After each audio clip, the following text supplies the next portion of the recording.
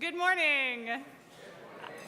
Today we have a special guest with the sing-along prelude today, which is my friend and your former music director, Deirdre Kellerman.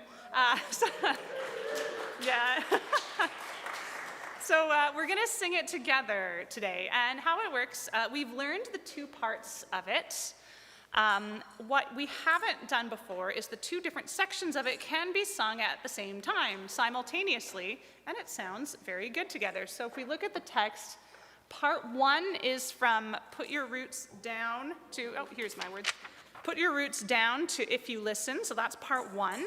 And then because the sound of the river until the word bones, that's part two. This will be important later. So what we're gonna do today is we're gonna sing through the whole thing all together, and then after that, Deirdre and I are going to separate. I'll sing part two, she'll sing part one, and you can pick who you'd like to sing with. You can sing with Deirdre, or you can sing with me, or you could switch back and forth depending how your heart moves you. So we'll do it once all together, and then we're going to separate into fun chaos. So you can come closer over here.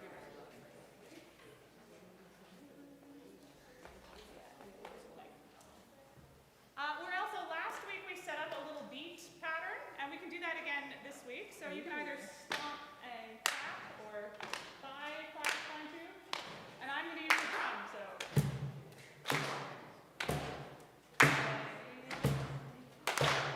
Put your roots down, put your feet on the ground. Can you hear what she says when you listen? Put your roots down, put your feet on the ground. Can you hear what she says when you listen? As the sound of the river, as it moves across the stones, is the same sound as the Lord in your body as it moves across the stones. Put your roots down, put your feet on the ground. Can you hear what she says if you listen? Put your roots down, put your feet on the ground. Can you hear what she says if you listen? Put your roots down, put your feet on the ground. Can you hear what she says if you listen?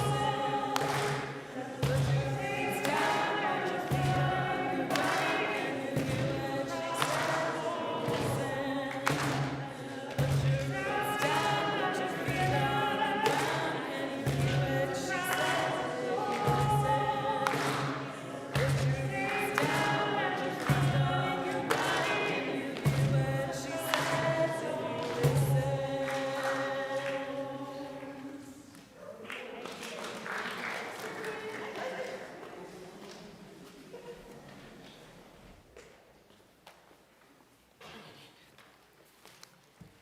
Good morning. I'm Mariella from the Board of Directors, and I'm here to make a few board announcements. First of all, I'm very pleased to announce that at the April board meeting, we approved 3 new members, Brianna Faubert, David Gick, and Andrew Poirier. That's really good news. Yesterday, many of you were here for our annual general meeting. We had over 95 people, members represented, either in person or online or by proxy, and which is really great having a Saturday AGM and having so many turn up, so we really appreciate that. At that meeting, we welcomed a new member to the board, Lisa Boulay, and we're saying goodbye to Phil Nagy, Brett Nicole, and Carl Sonnen from the board. Thank you for your service. We'll be putting the recording of the AGM on the member page so anyone who missed it can listen to it. Over the next 2 weeks, there will be 2 town halls held on Zoom to update the congregation on many evolving aspects of campus development and to solicit your feedback. The highlight of these meetings will be a review and discussion of the recently drafted proposed detailed site plan, which will be submitted for approval to the City of Ottawa on May 16th. So for those of you who may be new, we're going to be doing some development on the west side of the campus, and this is the blueprints basically for what we're proposing to do and to submit to the City of Ottawa. The first of these meetings will be this coming Tuesday, May 6th at 7 p.m. on Zoom, And that meeting is intended to introduce people to the site plan changes from the last one that we talked to you about last October, and to answer questions you might have. The second meeting will be the following Monday, May 12th at 7 p.m., also on Zoom, and will be the chance to ask more questions and to provide your final feedback for us to finalize the submission to the city. Zoom link information is available in the EUU.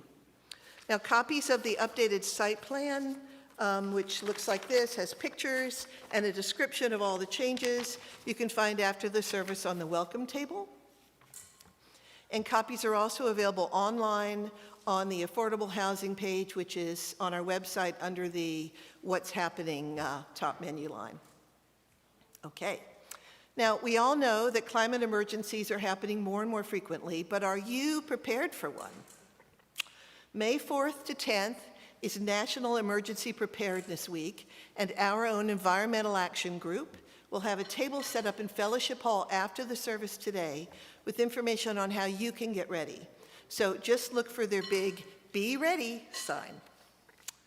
Next weekend, the Unitarian Go-Go's will be hosting their 2025 garden plant sale to raise money for the Stephen Lewis Foundation. This will be held for 3 days, Friday, Saturday, and Sunday of this coming week. See the EUU for times and more details.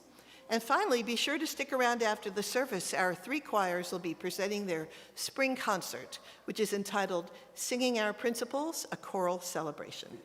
Thank you.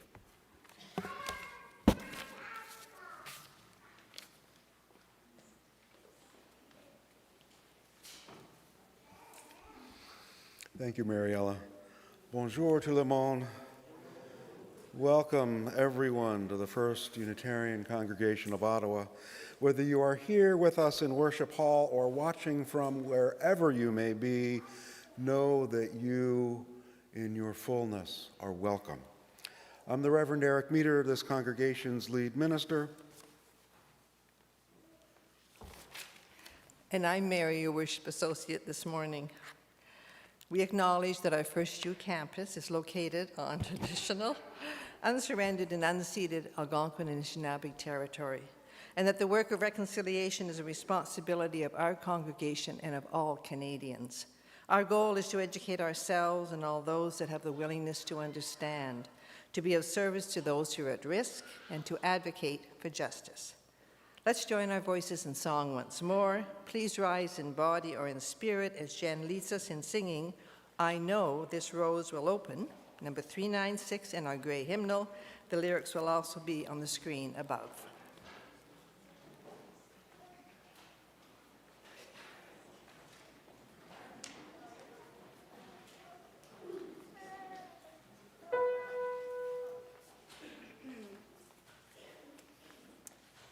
We will sing this one once all together, and then in a 4-part round.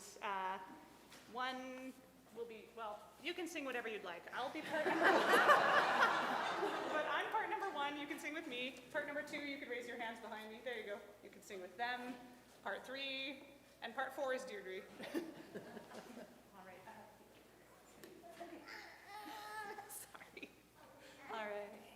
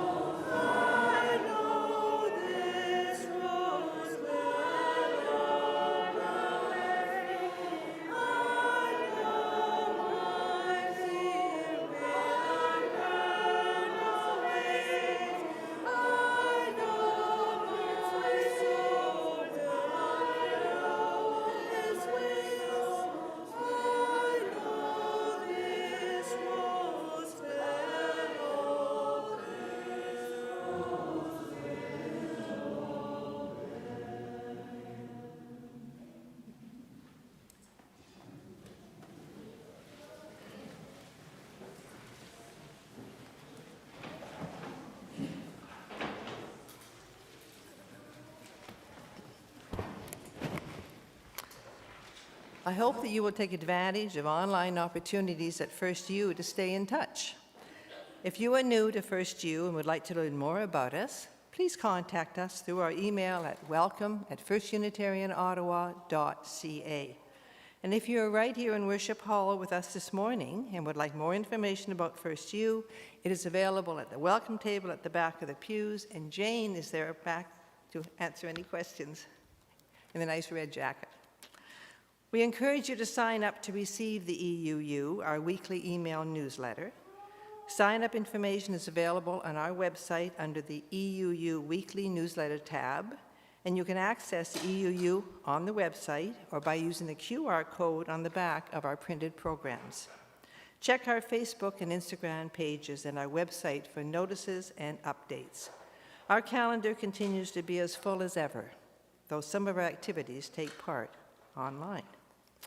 This morning, each of us is welcome. We have any heritage or faith, whatever our burdens, of any culture or race, of any gender or orientation, in any in any body, all that we are. Today we are all part of this spiritual community. Welcome.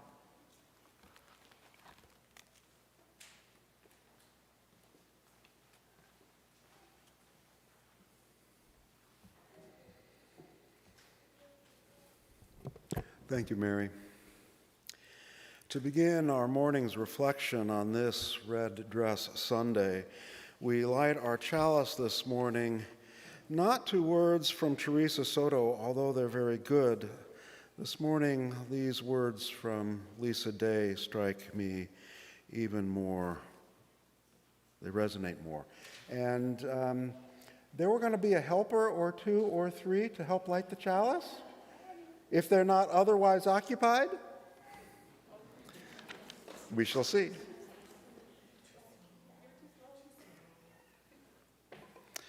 Why a flaming chalice? The question comes. It's the cup of life, we answer. A cup of blessings overflowing. Thank you. A cup of water to quench our spirit's thirst. A cup of wine for celebration and dedication. The flame of truth, the fire of purification, oil for anointing, healing. Out of chaos, fear, and horror, thus was the symbol crafted generations ago now. So may it be for us a light to warm our souls and guide us home. Our chalice is lit. Come, let us worship together this morning as we sing our chalice song. Chalice, chalice, burning bright, well remind us with your light of how we are to live each day with love and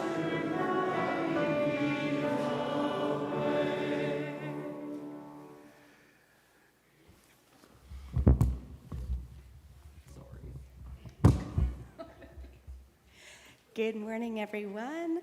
I am Jody McIntosh, your Director of Religious Exploration, and I don't have a story for you today. I have something similar to what we did last week. So last week, we did a joyful welcome to our new RE assistant, Susie, and a sad goodbye to our old RE assistant, Susan. So this morning, I have a joyful welcome from our new minister, Laura Cowton. We have a recorded message from her for all of you today. So if Julia could bring that up, thank you.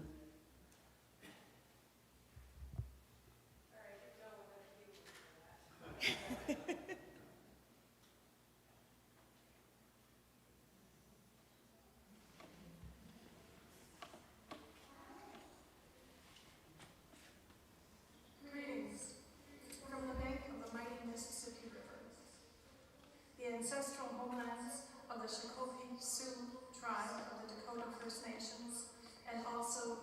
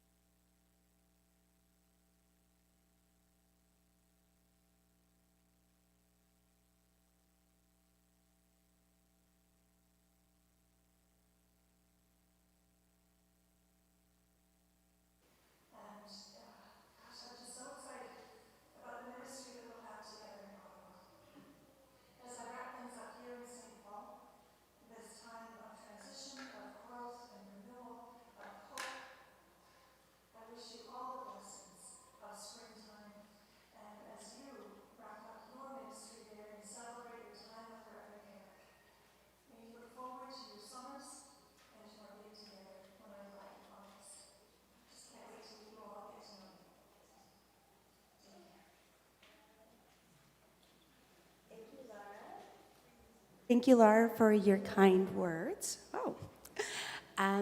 We will now sing The Children on Their Way.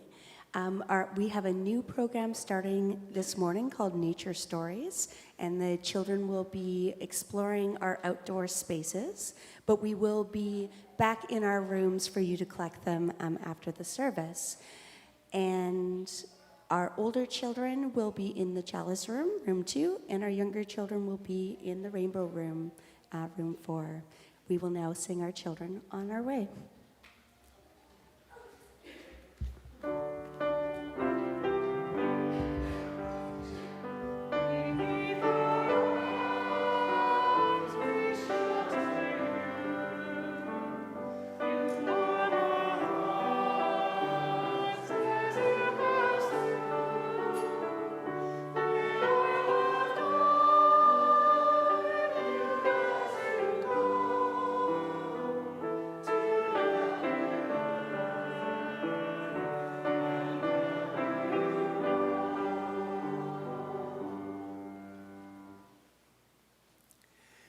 Before we begin our joys and sorrows, Laura sent me that video at 3:16 yesterday as I and others were getting ready for our annual general meeting.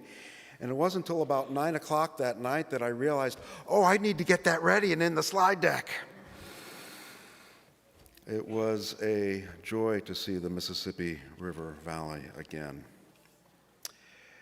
Each week, we pause in our time together in recognition of the joys and sorrows in our lives and across the globe.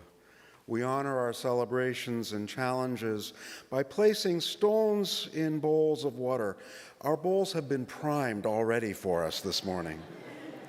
As the ripples extend outward, imagine them continuing out beyond these small bowls, out through and past our pews, out into the larger community of all.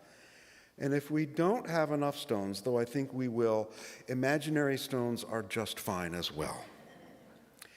Some stones of celebration this morning. First one for Ed, Donna, and Jen, who were caught, I hope we have the image here, who were caught doing good work recently. The David Suzuki newsletter featured a photo of the three of them at a rally for clean energy regulations.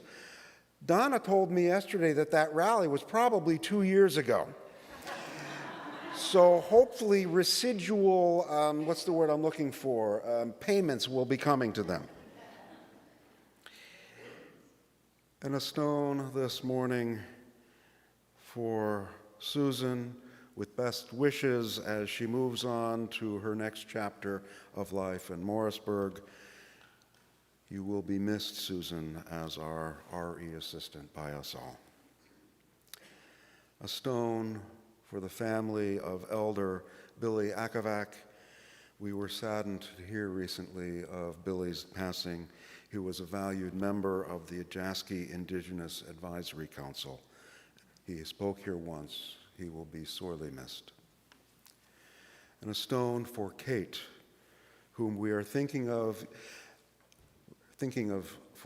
hoping for a smooth recovery from her recent knee surgery. A stone for Ed as we wish him all the best in his new home in assisted living at Bridlewood Trails in Canada. And also a stone that our thoughts are also with the family and searchers for the 2 children lost since Friday morning in the Nova Scotia forest.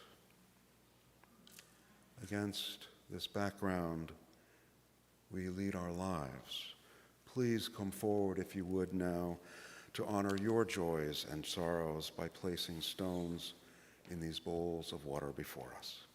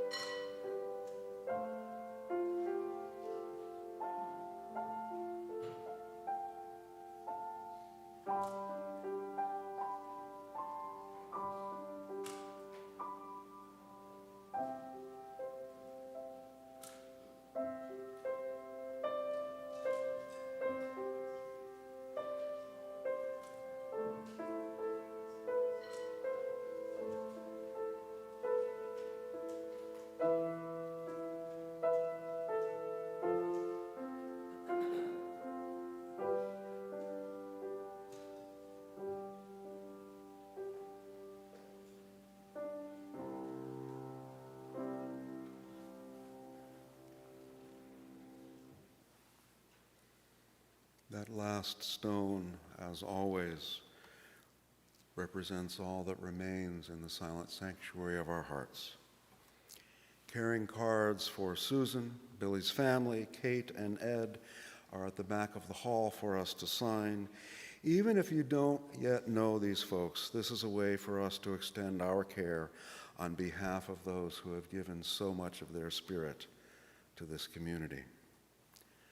Let us move now into a time of stillness and reflection. After several moments, Jen will bring us back together through the gift of music.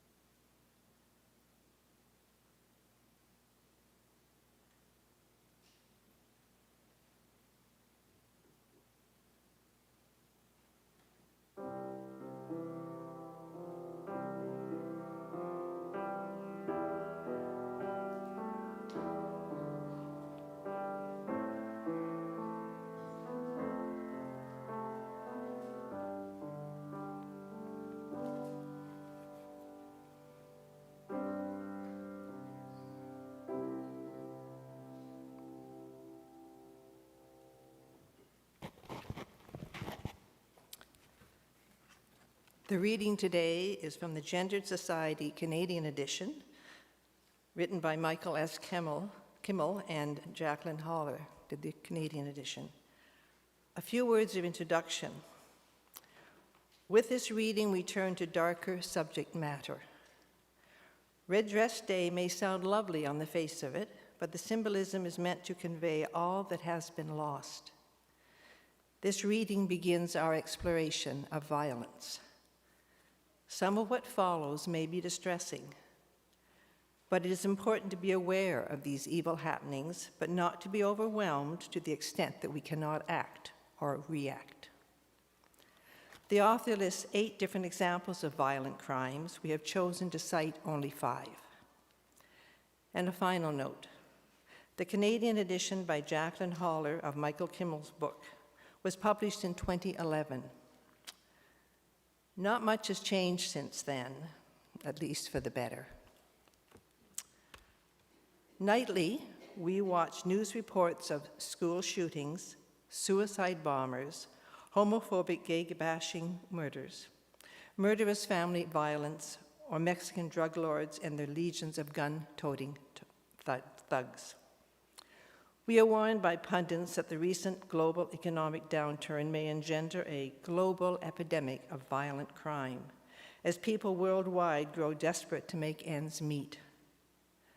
Seldom do the news reports note that most of the crime, and indeed all violent crime in the world, and virtually, is committed by men, despite the fact that women are more likely to be represented among the poorest and most downtrodden citizens of the globe. Imagine, though, if the violence were perpetrated largely by women. Would that not be the story, the only issue to be explained? Would not a gender analysis occupy the center of every single story? The fact that violent criminals are generally men seems so natural as to raise no questions, raise no media analysis. We have to protect women and girls from a culture of violence that so often targets them.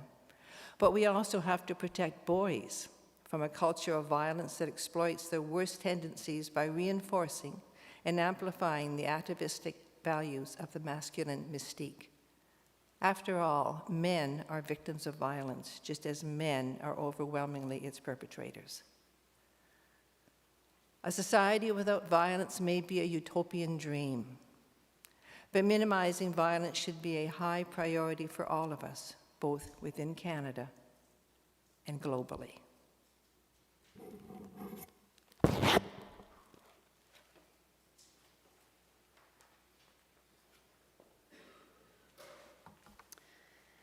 This Sunday's anthem is the piece Warrior by Kim Berluk.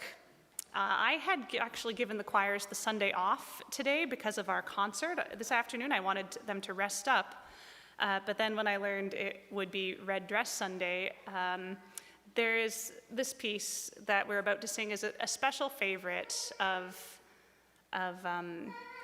Three Rivers, which you hear us sing here all the time, but also of Isla, which is another choir I conduct outside of this space. So today we have some of my friends from Isla joining us and some very intrepid folks from Three Rivers who, even though they're going to be singing for hours this afternoon, are still coming out to share this very powerful piece with you. It was written after an incident of domestic violence in Winnipeg as sort of a response to the murder of a woman there. But really, it's just sort of about the very, it's about such a very commonplace sort of experience. I don't think it was particularly anything special about this person or this day, but just the sort of endless fatigue of having to hear about this and experience this over and over that kind of gave birth to this beautiful piece.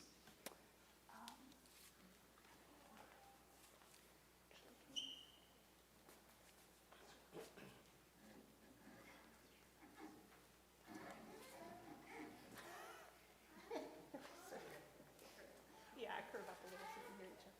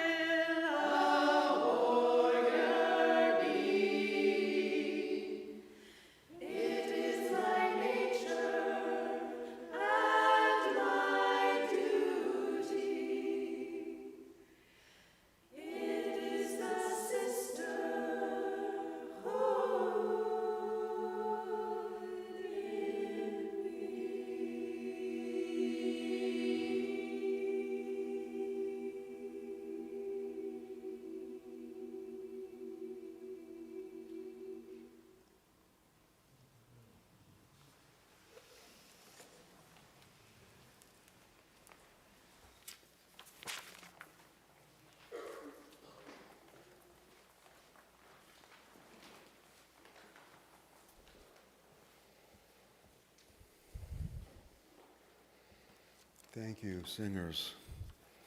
Once again, I am prompted to say, as far as a message on this day, that would be enough. A couple of things before I start my prepared remarks. The first is that I'm going to do a regular sermon or homily, and then Jody will return to our space. It was on Tuesday afternoon that she shared with me that for a class for UU Religious Educators of Canada on UU Wellspring, exploring the sources of our collective faith, her final project was a spoken word poetry presentation to them. And she asked if she could share it with me, and I said, absolutely. And it wasn't finished then. She's finished it now.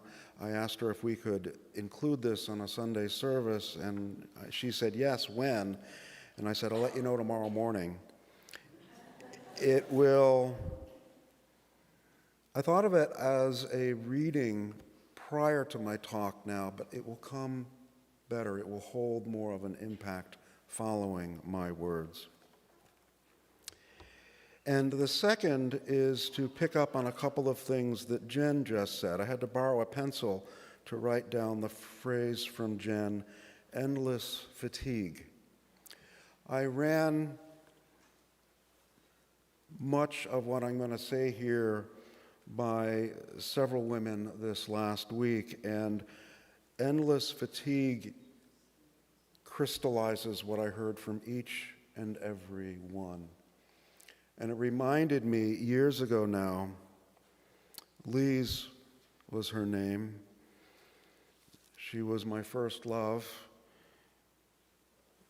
She grew up in the projects of Brooklyn to a Jewish family. Years after we had broken up, she was back in town and we had lunch, and she told me, well, I studied abroad for a while and I became a statistic there. And it took me longer than I am proud to admit that it didn't understand at first. She meant that she had been raped. What we live with, what we live with. Now my remarks. Those among you with a literary bent may notice that the title of this little talk is taken from Shakespeare's play, Much Ado About Nothing, that title being What Men Dare Do. In some, the lines go, what men dare do, what men may do, what men daily do, not knowing what they do. Now, as a man for the better part of these last 60 years, I am aware of some of the truth in what the bard is saying. But it's the last part, not knowing what they do, that's not sitting well with me these days. We don't know what we do? Really? I mean, sometimes, well, often, just ask my wife Anne, we really do move through our lives as if we had blinders on. But on the big stuff, no, we know what we do. We don't get an easy pass.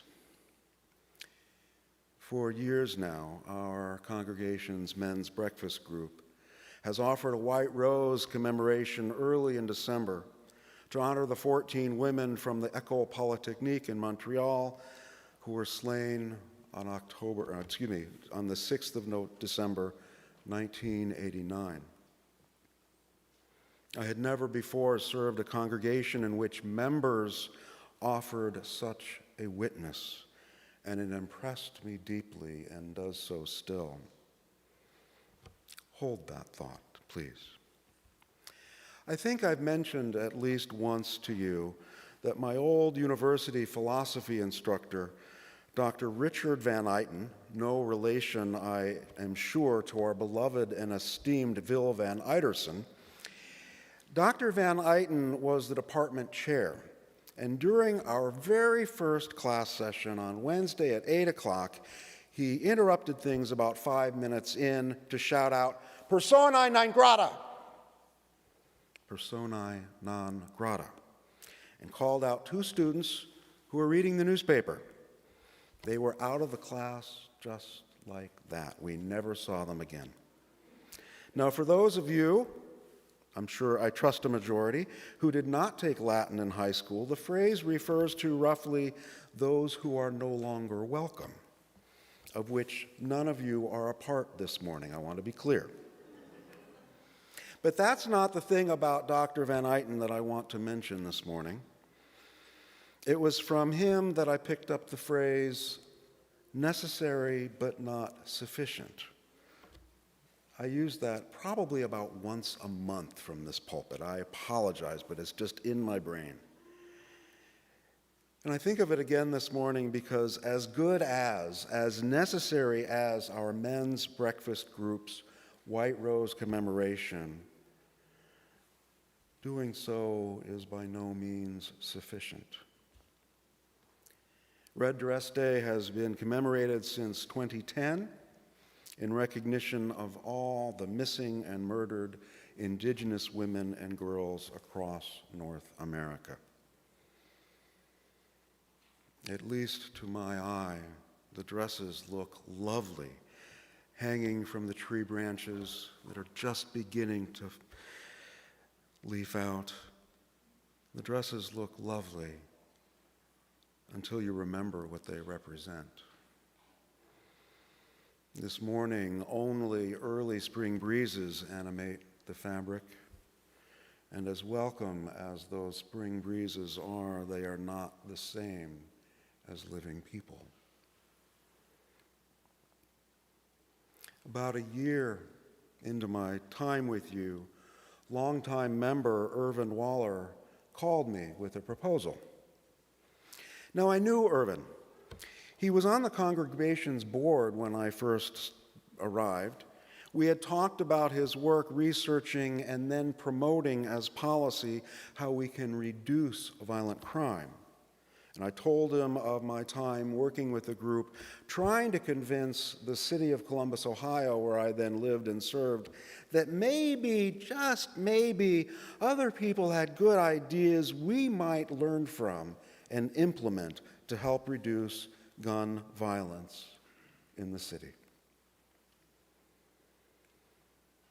When he called, the church was beginning to think beyond our then current congregational initiative issue of the climate crisis. We were wondering what we might do next.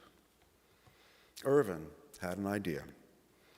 What about ending violence against women? He asked. The next morning, I began thinking back about my response. Frankly, I've been ashamed of what I said ever since. Irvin's idea seemed so preposterous, I shined it on. And yet, I soon remembered the opening epigraph of his book, Science and Secrets of Ending Violent Crime. The epigraph is from Nelson Mandela, who wrote, "It always seems impossible until it's done." Now, I am not here this morning to tell you that working to end violence against women needs to be this congregation's next justice focus. I'm moving on, and I want to leave as clear a slate as possible for Reverend Laura. She and you deserve no less. What I want to say is to offer you an apology for not bringing Irvin's idea to our social justice team, for not bringing his suggestion to you. You see, and this is why I didn't, much of the violent death I had championed against before was, to put it bluntly, black on black crime. My mistake was assuming the same was true here in the soon-to-be once again Great Green North. But that is not the case. Indigenous women are murdered or otherwise go missing primarily by settler men like me. What I want to confess to you this morning is that I didn't dream big enough, and I sold you short. Irvin and I spoke again recently. I told him of my regret for not taking his idea for the congregational initiative to you, and I told him I'd be talking about it this morning. He said, good. And when I told him I thought the congregation, on whatever issue it pursues next, will be able to offer a strong voice and might, if it chooses, offer that voice in the calls to reduce violence against women, he said, that's okay, but it's not enough. Tell them what we need is action. The old necessary but not sufficient argument all over again. Irvin's not wrong. This last autumn, Ottawa police used the term femicide to describe a crime for the first time. I don't want to think about how many times the term could have been used before or may need to be used from here on out. I remember when there were Take Back the Night marches. Did they happen here in Canada, or was it just a States thing? They happened, all right. I'm not surprised, and I'm heartened to hear it. Now, of course, it's generally safer here in Canada than where I'm from. Female colleagues say, yeah, I'm not going back. I'm here because it's safer. Early in my time with you, I offered the theme of folk song philosophies. It's a sermon I've done before in other congregations to help introduce myself and my thinking to each of the congregations I serve. And each time the songs I refer to are different. The first time I preached that sermon, I included a song I may have mentioned to you once by the singer-songwriter Greg Brown titled Every Street in Town. I'll do it quickly. I will not sing it. This is my gift to you. I knew a woman. She was my friend. When we met, I felt like I'd been born again. We spent all our time outside because people say small things when they stay too long in little rooms. In the sunshine and the rain or the snow, we even climbed a pine tree in a tornado. Outside was where all our love was found, and I guess we must have walked on every street in town. She's been gone such a long, long time now, but it's often I feel her right there by my side. When I'm walking, I'm talking to her in the wet and yellow fall or past the parks in the summer where the kids are playing ball. And at sometimes I see a woman out alone and she's worried about getting back to her home, and I think of my friend and all the joy that we found when we was just walking and talking on every street in town. And I wonder when the day will ever come when we won't be so sad and so dumb, and when a woman could walk out free in the day or night without having to worry if she's going to be all right. We need more songs like this. We need men taking women's lives and safety seriously. In fact, I don't see an end to male violence against women unless and until men start holding one another accountable in ways we never have before. We need to reach out and talk to one another about our deepest fears, about feeling powerless, when so much tells us that as men we need to be powerful. What about all the times we're not powerful? Who are we then?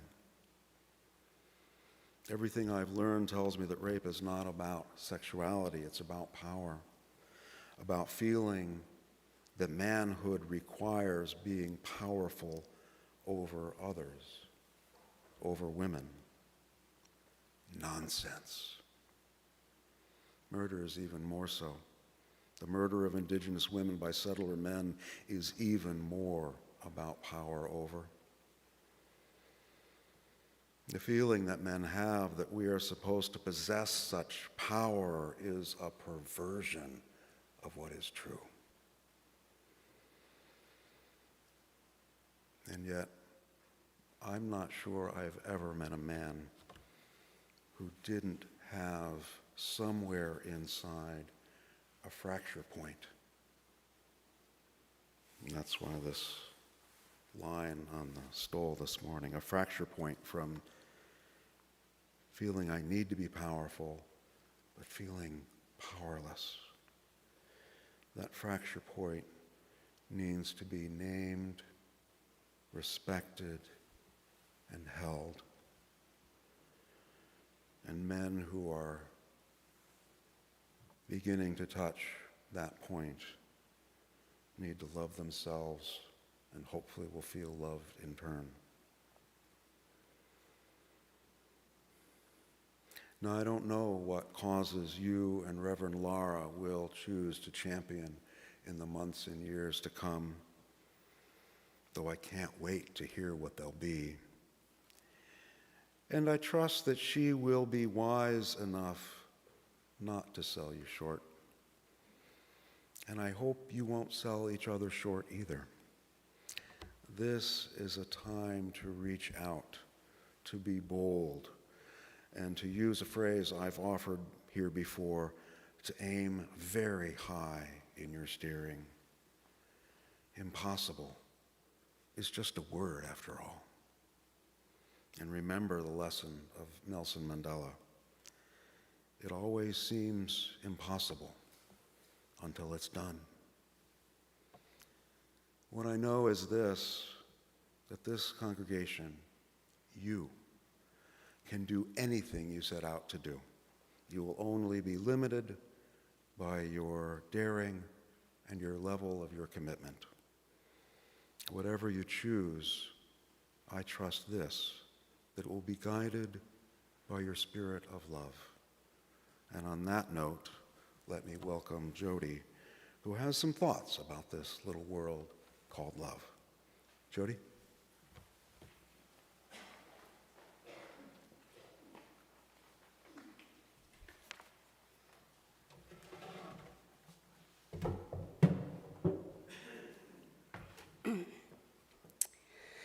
Let's talk about love.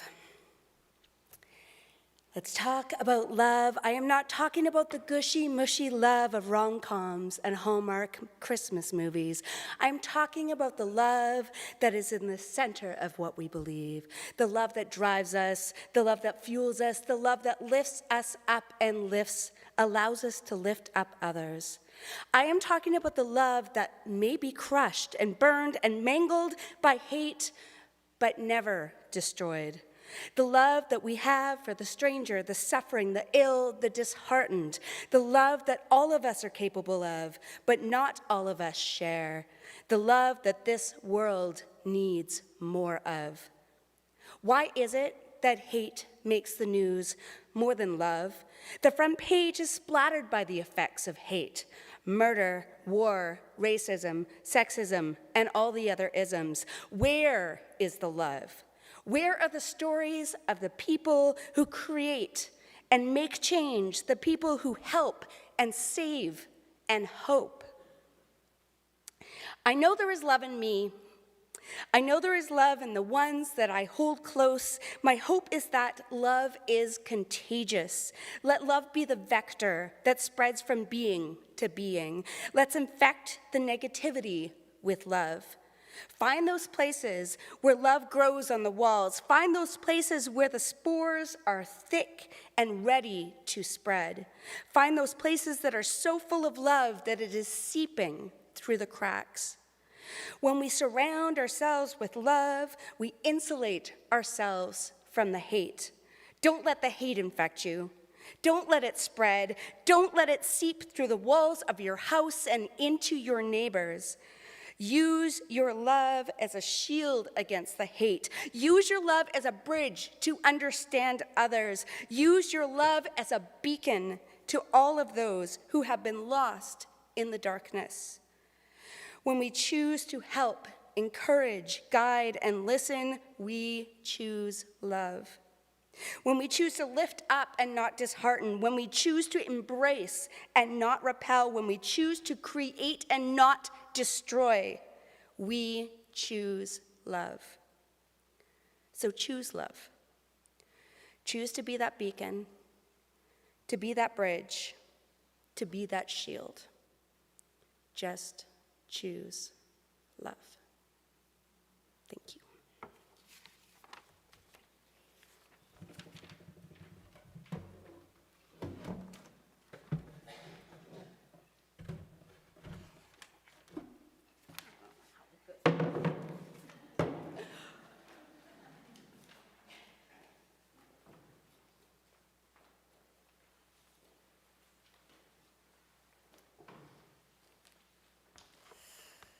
Wow, lots of heavy thoughts today. Just before these people start, I just want to make a note. Before we start passing the offering baskets, just a reminder that whether you wish to contribute or not, please help the baskets move along the row from one end to the other and from the first row to the row behind it so that it is a little bit smooth. Thank you for your help. And now, would the ushers please start passing the baskets at this time? Thank you. This congregation has a long history of care, vitality, and bringing people together to move the arc of justice forward. We have been able to live into our hopes and dreams because of the generosity of those within and beyond this community. Whether you are here in Worship Hall or anywhere else, you are part of this community. We rely on one another to keep this congregation vital and resilient. If you have any questions about how you can give, please go to our website or contact our finance manager to find out how to make a donation or keep up with your pledge. Also, those in Worship Hall can use the QR code on the back of the order of service to make an online donation. Our gifts are freely given and gratefully received. We dedicate these gifts to the work of this community of faith, serving human wholeness, caring for the planet, upholding religious freedom, welcoming the stranger, loving one another. And now let us sing together once more. Please rise in body or spirit as Jen leads us in singing a song that is not in our hymnal. She Came Sailing on the Wind is from the United Church hymnal, Voices United. I came from the United Church, this is very interesting. The words will be up on the screen. Join in.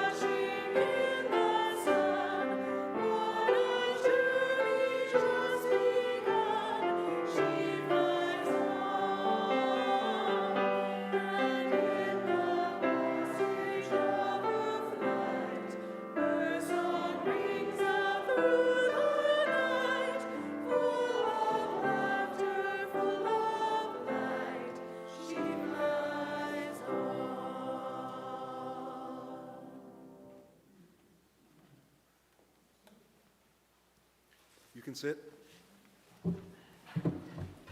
This is going to take a minute.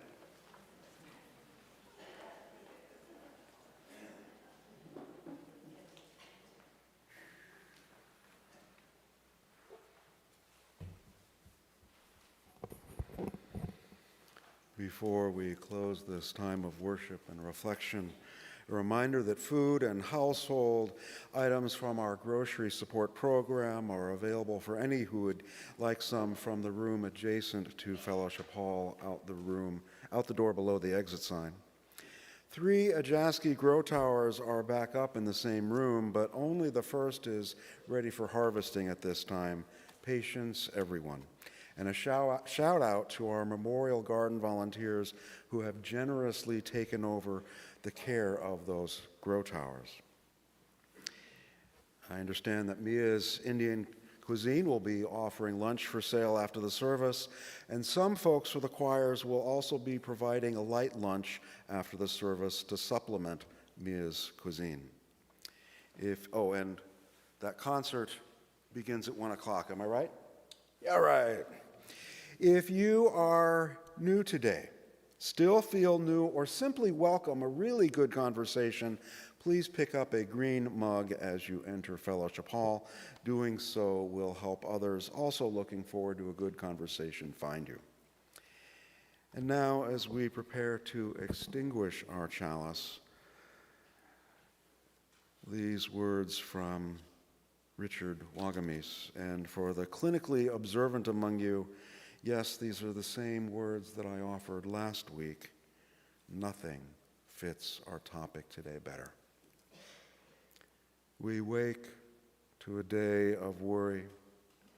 And even though our species has the greatest capacity for cruelty of any creature in creation, we also have the staunchest capacity for love, mercy, compassion, acceptance, forgiveness, empathy, and kindness. We are built for survival because of these values. We have hands to reach out to one another. We have the inherent knowledge that we are of one family. This is our saving grace.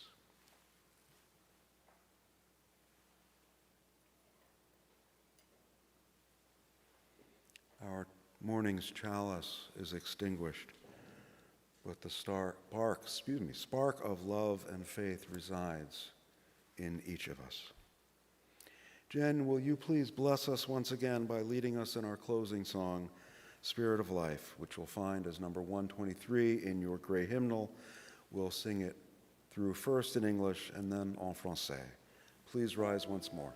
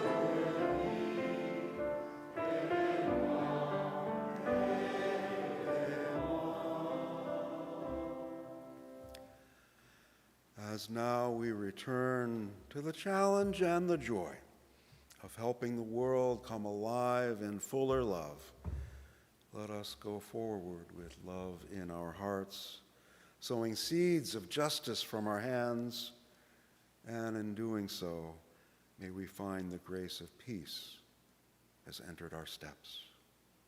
Go in peace, my friends. Go in peace.